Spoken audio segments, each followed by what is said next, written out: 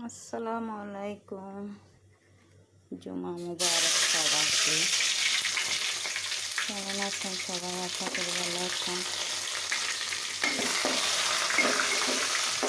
আলহামদুলিল্লাহ ভালো আছে। আজকে গরুর মাংস আর এখানে গরুর কলিজা একসাথে মিক্সিং করে রান্না করতেছি।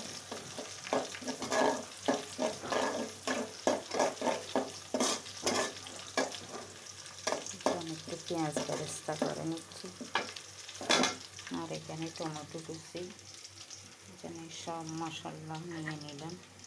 নারকেল বাটা, আদা বাটা, রসুন বাটা, পেঁয়াজ, তারপরে জিরা, ধনিয়া, হলুদের গুঁড়া, মরিচের গুঁড়া, গরুর মাংস মশলা সব নিয়ে নিচ্ছি। এখন ঢেলে দিব। বিসমিল্লাহ।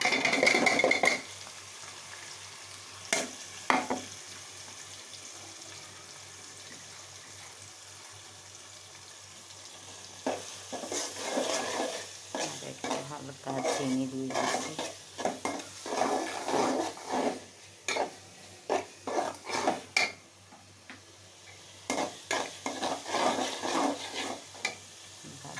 টমেটো কুচি সব একসাথে কষানো হবে।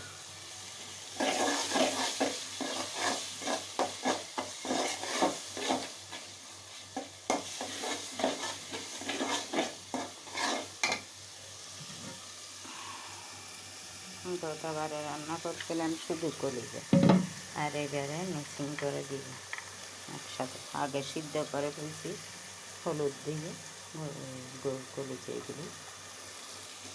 আমি এখন খাচ্ছি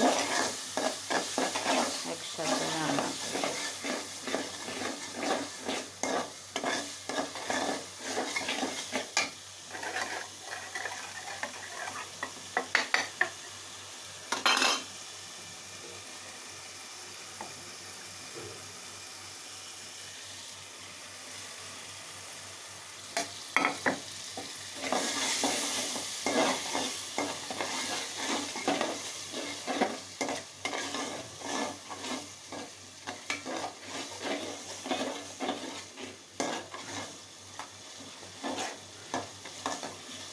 আমার মশলা এখন প্রায় কষানো হয়ে যাচ্ছে।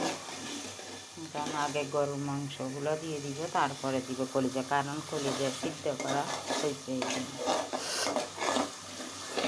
সিদ্ধ করলে মানে কলিজার রক্তের গন্ধটাও চলে যায়